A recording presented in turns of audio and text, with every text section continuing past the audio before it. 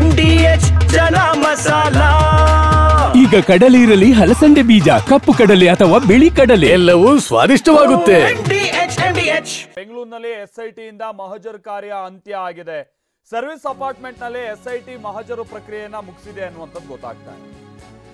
ಚಿನ್ನಯ್ಯನನ್ನ ಸದ್ಯ SIT ಮಹಜರು ಪ್ರಕ್ರಿಯೆ ಮುಗಿಸ್ಕೊಂಡು ಕರ್ಕೊಂಡು ಹೊರಟಿದೆ.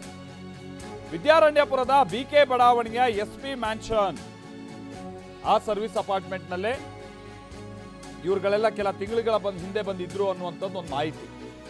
ಆ ಮಾಹಿತಿಯ ಮೇಲೆನೆ SIT ಮಧ್ಯರಾತ್ರಿ 2 ಗಂಟೆಯಿಂದ ಮಹಜರ್ ಪ್ರಕ್ರಿಯೆಯನ್ನ ಶುರು ಮಾಡ್ಕೊಂಡಿತ್ತು. ಎಷ್ಟೊತ್ತಿಗೆ? ಮಧ್ಯರಾತ್ರಿ 2 ಗಂಟೆಯಿಂದ. ಈಗ ಮಹಜರ್ ಪ್ರಕ್ರಿಯೆ ಮುಗಿಸ್ಕೊಂಡು ಹೊರಟಿದ್ದಾರೆ ಅನ್ನುವಂಥದ್ದು ಗೊತ್ತಾಗ್ತಾ ಇದೆ. ಬಟ್ ಯಾವ ಕಡೆಗೆ ಹೊರಟಿದ್ದಾರೆ ಅದು ಇಂಟ್ರೆಸ್ಟಿಂಗ್ ಸಂಗತಿ.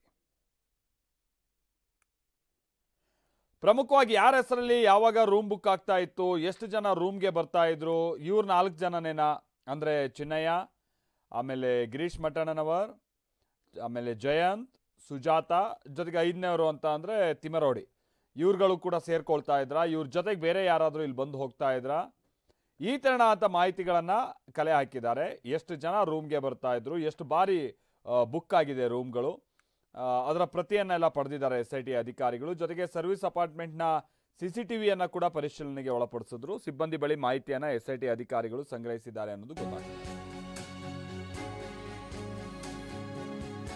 ಮಹಜರು ಪ್ರಕ್ರಿಯೆ ಸಂಪೂರ್ಣ ವಿಡಿಯೋ ರೆಕಾರ್ಡ್ ಅನ್ನ ನಿಯಮದ ಪ್ರಕಾರವಾಗಿ ಮಾಡಿಕೊಂಡಿದ್ದಾರೆ. ಲಾಡ್ಜ್ CCTV DVR ಅನ್ನ ವಶಕ್ಕೆ ಪಡೆದಿದ್ದಾರೆ. ಲೆಡ್ಜರ್ ಬುಕ್ ಅನ್ನ ಕೂಡ ವಶಕ್ಕೆ ಪಡೆದಿದೆ SIT ಟೀಮ್. ಚಿನ್ನಯ್ಯ ನೀಡಿದ ಮಾಹಿತಿಯ ಮೇರೆಗೆ ಸ್ಥಳ ಮಹಜರಾಗಿದೆ. ಚಿನ್ನಯ್ಯ ಹೇಳಿಕೆ ಹಾಗೆ ಸಿಬ್ಬಂದಿ ಹೇಳಿಕೆಯನ್ನ SIT ದಾಖಲಿಸಿಕೊಂಡಿದೆ ಅನ್ನುವಂಥದ್ದು ತಿಳಿದು ಬರ್ತಾ ಇದೆ. ಹೇಳಿಕೆಯಲ್ಲಿ ಅದೊಂದು ಲಾಡ್ಜ್ ಅಥವಾ ಸರ್ವಿಸ್ ಅಪಾರ್ಟ್ಮೆಂಟ್ ಆಗಿರುವಂತಹ ಕಾರಣಕ್ಕಾಗಿ ಆ ಫ್ಲಾಟ್ ನಲ್ಲಿ ಇವ್ರುಗಳು ಬಂದು ಹೋಗಿದಂತ ಸಂದರ್ಭದ ಏನಾದರೂ ಕುರುಗಳಿದೆ ಮತ್ತೊಂದು ಇದನ್ನ ನಿರೀಕ್ಷೆ ಮಾಡೋದಕ್ಕಾಗಲ್ಲ.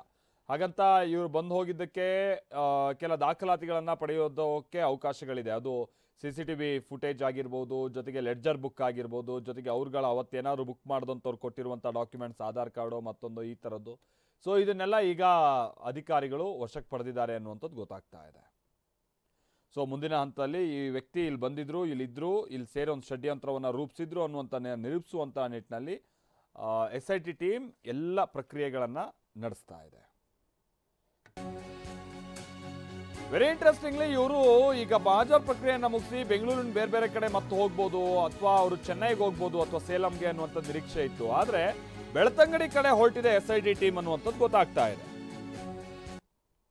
ಸದ್ಯ ಬೆಳ್ತಂಗಡಿಯ SIT ಕಚೇರಿಗೆ ಈ ಟೀಮ್ ಕರ್ಕೊಂಡು ಹೊರಟಿದೆ ಚಿನ್ನಯ್ಯನನ್ನ ಅಂತೇಳಿ ಮಾಹಿತಿ ಲಭ್ಯ ಆಗ್ತಾ ಇದೆ. ಹಾಗಾಗಿ ಸೇಲಂಗೆ ಈ ಸದ್ಯದ ಮಟ್ಟಿಗೆ ಹೋಗುವಂಥ ಅವಶ್ಯಕತೆ ಇಲ್ಲ ಅಂತ ಕಾಣಿಸುತ್ತೆ. ಸೊ ನಿನ್ನೆ ಜಯಂತೆಲ್ಲ ಹೇಳಿದ ಪ್ರಕಾರವಾಗಿ ಆತ ತಮಿಳ್ನಾಡಿಂದಲೇ ಬುರುಡೆಯನ್ನು ತಂದಿರ್ಬೋದು ಅಂತ ಹೇಳ್ತಾ ಇದ್ರು. ಅದೇನಾದರೂ ಆದರೆ ಇವರುಗಳೆಲ್ಲ ಅಲ್ಲಿಗೆ ಹೋಗ್ಬೇಕಿತ್ತೀಗ. ಬಟ್ ಇಲ್ಲ, ಈಗ ಸಿಕ್ಕಿರುವಂಥ ಮಾಹಿತಿ ಪ್ರಕಾರವಾಗಿ ಇವರು ಬೆಳ್ತಂಗಡಿಗೆ ಹೊರಟಿದ್ದಾರೆ ಅಂತ ಅಂದರೆ ಈತ ಬುರುಡೆ ಎಲ್ಲಿಂದ ತಂದಿದ್ದು ಅನ್ನೋದು ಇನ್ನೂ ಕೂಡ ಅದು ಭಾಳ ಗೌಪ್ಯವಾಗಿ ಉಳಿದಿದೆ ಅಂತ ಕಾಣಿಸುತ್ತೆ. ಮತ್ತು ಈತ ಮುಂಚೆ ವಾಸ್ತವ್ಯ ಹೂಡಿದಂಥದ್ದು ಸೇಲಂನ ಮನೆ, ಅಲ್ಲೇನೋ 2 ಲಕ್ಷ ರೂಪಾಯಿ ಕೊಟ್ಟು ಲೀಸಿಗೆ ಹಾಕ್ಸ್ಕೊಂಡಿದ್ದಂತೆ. ಸೊ ಈ ಥರದ ಮಾಹಿತಿಯು ಕೂಡ ಈಗ ಆಲ್ರೆಡಿ SITಗೆ ಲಭ್ಯ ಆಗಿದೆ. ಹಾಗಾಗಿ ಸೇಲಂ ಕಡೆ ಹೋಗೋ ಚಾನ್ಸಸ್ ಇತ್ತು, ಬಟ್ ಹೋಗ್ತಾ ಇಲ್ಲ. ಹಾಗಂತ ಬೆಳ್ತಂಗಡಿಗೆ ಹೋಗಿ ಅದಾದ ನಂತರದಲ್ಲಿ ಮತ್ತೆ ವಶಕ್ಕೆ ಪಡೆದು ಸೇಲಂಗೆ ಮಹಜರ್ ಪ್ರಕ್ರಿಯೆ ನಡೆಸುವಂಥ ನಿಟ್ಟಿನಲ್ಲಿ ಹೋಗ್ಬೋದಾ ಅಂತ ಚಾನ್ಸಸ್ಸು ಇದೆ ಅಂತ ಕಾಣಿಸುತ್ತೆ.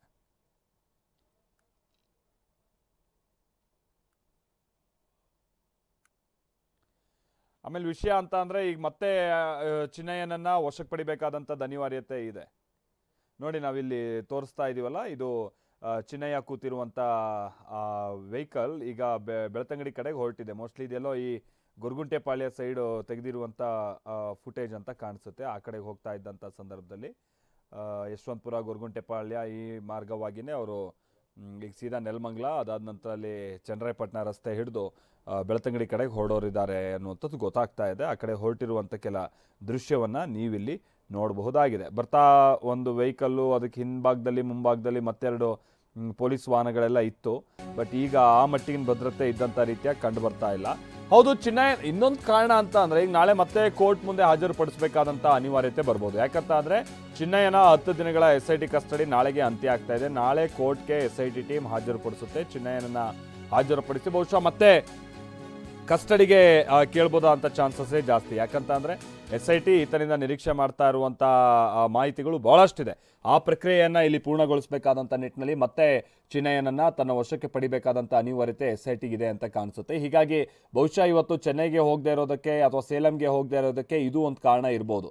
ಯಾಕೆಂದರೆ ನಾಳೆ ಮತ್ತೆ ಕೋರ್ಟ್ ಮುಂದೆ ಹಾಜರುಪಡಿಸಬೇಕಾದಂಥ ಅನಿವಾರ್ಯತೆ ಇರುವಂಥ ಕಾರಣಕ್ಕಾಗಿ ಇವತ್ತು ಹೋಗಿ ಬೆಳ್ತಂಗಡಿ ಮುಟ್ಟಿ ನಾಳೆ ಮತ್ತೆ ಕೋರ್ಟ್ಗೆ ಹಾಜರುಪಡಿಸಿ ಮತ್ತಷ್ಟು ದಿನ ಕಸ್ಟಡಿಗೆ ತಗೊಂಡು ಆ ನಂತರದಲ್ಲಿ ಸೇಲಂಗೆ ಹೋದ್ರೂ ಆಶ್ಚರ್ಯ ಇಲ್ಲ ಅಂತ ಕಾಣಿಸುತ್ತೆ. ಪ್ರದೀಪ್ ನಮ್ಗೆ ಇದಕ್ಕೆ ಸಂಬಂಧಪಟ್ಟಾಗೆ ಮತ್ತಷ್ಟು ಡೀಟೇಲ್ಸ್ ಅನ್ನ ಕೊಡ್ತಾರೆ. ನಮ್ಮ ಜೊತೆಗೆ ನೇರ ಸಂಪರ್ಕದಲ್ಲಿ ಜಾಯ್ನ್ ಆಗ್ತಾ ಇದ್ರೆ.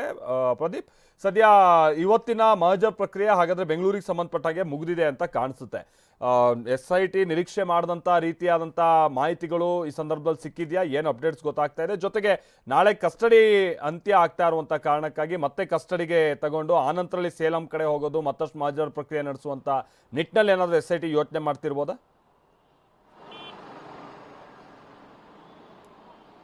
ಮಾಲ್ತೇಶ, ಧರ್ಮಸ್ಥಳ ಪ್ರಕರಣಕ್ಕೆ ಸಂಬಂಧಪಟ್ಟಂತೆ ಬೆಂಗಳೂರಿನಲ್ಲಿ ಮಹಜರು ಪ್ರಕ್ರಿಯೆಯನ್ನು ಈಗ SIT ಅಧಿಕಾರಿಗಳು ಮುಗಿಸಿ ವಾಪಸ್ ಬೆಳ್ತಂಗಡಿಗೆ ಚಿನ್ನಯ್ಯನನ್ನು ಕರ್ಕೊಂಡು ಹೋಗ್ತಾ ಇರುವಂಥದ್ದು. ನಿನ್ನೆ ಜಯಂತ್ ಮನೆ ಮತ್ತು ಇವತ್ತು ಸರ್ವಿಸ್ ಅಪಾರ್ಟ್ಮೆಂಟ್ ಒಂದರಲ್ಲಿ ಮಹಜರು ಪ್ರಕ್ರಿಯೆ ನಡೆದಿತ್ತು. ನಿನ್ನೆ ಸುಮಾರು 7 ರಿಂದ 8 ಗಂಟೆ ನಡೆದಿದ್ರೆ ಇವತ್ತು ಬರೋಬ್ಬರಿ 10 ಗಂಟೆಗಳ ಕಾಲ ಮಹಜರು ಪ್ರಕ್ರಿಯೆ ನಡೆದಿರುವಂಥದ್ದು. ಪ್ರಮುಖವಾಗಿ ಇಲ್ಲಿ ಗಮನಿಸಬೇಕಾಗಿರುವಂಥದ್ದು, ಬೆಂಗಳೂರಿನಲ್ಲಿ ಚಿನ್ನಯ್ಯನಿಗೆ ಮೊದಲು ಶೆಲ್ಟರ್ ಅಂದರೆ ಆತನಿಗೆ ಆಶ್ರಯ ನೀಡಿದಂತಹ ಜಯಂತ್ ಮನೆ ಹಾಗೂ ಎಲ್ಲರೂ ಒಟ್ಟಾಗಿ ಸೇರಿದ್ದಂತಹ ಅಂದರೆ ಈಗ ಯಾರು ಅವ್ರ ಜೊತೆ ಮಹೇಶ್ ತಿಮ್ರೋಡಿ ಮತ್ತೆ ಗಿರೀಶ್ ಮಟ್ಟಣ್ಣ, ಸುಜಾತ ಭಟ್ಟು ಮತ್ತೆ ಜಯಂತ್ ಏನಿದ್ದಾರೆ ಅವರೆಲ್ಲರೂ ಒಟ್ಟಾಗಿ ಸೇರಿದ ಜಾಗವಾದಂತಹ ತಿಂಡ್ಲು ಬಳಿ ಇರುವಂತಹ ಸರ್ವಿಸ್ ಅಪಾರ್ಟ್ಮೆಂಟು, ಇದರ ಜೊತೆಗೆ ಜಯಂತ್ ಅವ್ರಿಗೆ 2-3 ದಿನಗಳ ಕಾಲ ಆಶ್ರಯವನ್ನು ನೀಡಿದ್ರು ಅಂತ ಒಂದು ಮಾಹಿತಿ ಇತ್ತು. ಈ ಕಾರಣಕ್ಕಾಗಿ ಪ್ರಮುಖವಾಗಿ ಆ 2 ಜಾಗಗಳು ಇಂಪಾರ್ಟೆಂಟ್ ಆಗಿತ್ತು. ಸೊ ಹೀಗಾಗಿ ನಿನ್ನೆ ಮತ್ತು ಇವತ್ತು ಈ 2 ಸ್ಥಳಗಳಲ್ಲಿ ಸ್ಥಳ ಮಹಾಜರಣ ಪ್ರಕ್ರಿಯೆಯನ್ನು ನಡೆಸಿ ಅಲ್ಲಿ ಸಿಕ್ಕಂತಹ ಮಾಹಿತಿ ಮತ್ತು ಸಿಕ್ಕಂತಹ ದಾಖಲೆಗಳನ್ನು ಎಲ್ಲವನ್ನು ಸಹ ವಶಕ್ಕೆ ಪಡೆದುಕೊಂಡು ಮತ್ತು ಅಲ್ಲಿನ ಸಂಪೂರ್ಣ ಮಹಾಜರು ಪ್ರಕ್ರಿಯೆ ವಿಡಿಯೋ ರೆಕಾರ್ಡ್ ಅನ್ನು ಮಾಡಿಕೊಂಡು SIT ಅಧಿಕಾರಿಗಳು ತಳಿರುವಂಥದ್ದು ಒಂದು ಕಡೆ. ಆದರೆ ಮತ್ತೊಂದು ಕಡೆ ಖಂಡಿತವಾಗ್ಲೂ SIT ಅಧಿಕಾರಿಗಳು ನಾಳೆ ಕಸ್ಟಡಿ ಅಂತ್ಯ ಆಗುತ್ತೆ ಚಿನ್ನಯ್ಯ ಎಂದು ಮತ್ತೆ ಕಸ್ಟಡಿಗೆ ಕೇಳುವ ಸಾಧ್ಯತೆ ಹೆಚ್ಚಿದೆ. ಯಾಕಂತ ಹೇಳಿದ್ರೆ ಈಗ ಸದ್ಯಕ್ಕೆ 2 ಕಡೆ ಅಷ್ಟೇ ಸ್ಥಳ ಮಹಾಜರು ಆಗಿರುವಂಥದ್ದು. ಆದರೆ ಈತ ಬುರುಡೆಯನ್ನು ತಂದು ಇಲ್ಲಿ ಚರ್ಚೆ ಮಾಡಿದ್ದಂತಹ ಸ್ಥಳಗಳಲ್ಲಿ ಮಹಾಜರು ನಡೆದಿದೆ. ಆದರೆ ಈತ ಬುರುಡೆ ತಂದಿದ್ದು ಮತ್ತೆ ಈತ ಅಲ್ಲಿಂದ ಬೇರೆ ಕಡೆ ಎಲ್ಲರೂ ಹೋಗಿದ್ನ, ಇದೆಲ್ಲದರ ಬಗ್ಗೆಯೂ ಸಹ SITಗೆ ಮಾಹಿತಿ ಸಿಕ್ಕಿದೆ. ಹೀಗಾಗಿ ತಮಿಳುನಾಡಿನ ಸೇಲಂ ಆಗಿರ್ಬೋದು ಮತ್ತೆ ಇನ್ನಿತರ ಬೇರೆ ಕಡೆ ಆತ ಎಲ್ಲೆಲ್ಲೂ ಹೋಗಿದ್ದ, ಕರ್ನಾಟಕದ ಬೇರೆ ಕಡೆ ಎಲ್ಲರೂ ಹೋಗಿದ್ನ ಮತ್ತೆ ಬೇರೆ ಯಾರು ಮೀಟ್ ಮಾಡಿದ್ದ ಅನ್ನೋದ್ರ ಬಗ್ಗೆಯೂ ಸಹ SIT ಅಧಿಕಾರಿಗಳು ಮಾಹಿತಿಯನ್ನು ಪಡೆದಿದ್ದಾರೆ. ಹೀಗಾಗಿ ನಾಳೆ ಅಂದರೆ ಸೋಮವಾರ ಕಸ್ಟಡಿ ಅಂತ್ಯ ಆಗುತ್ತೆ 10 ದಿನ. ಮತ್ತೆ ಆತನನ್ನ ಕಸ್ಟಡಿಗೆ ಪಡೆದುಕೊಂಡು ಈ ಸಂಬಂಧ ಸ್ಥಳ ಮಹಾಜರಣ ಪ್ರಕ್ರಿಯೆಯನ್ನು ಮತ್ತೆ ಮುಂದುವರಿಸುವ ಸಾಧ್ಯತೆ ಹೆಚ್ಚಾಗಿರುವಂತದ್ದು. Malthesh, okay, thank you Pradeep.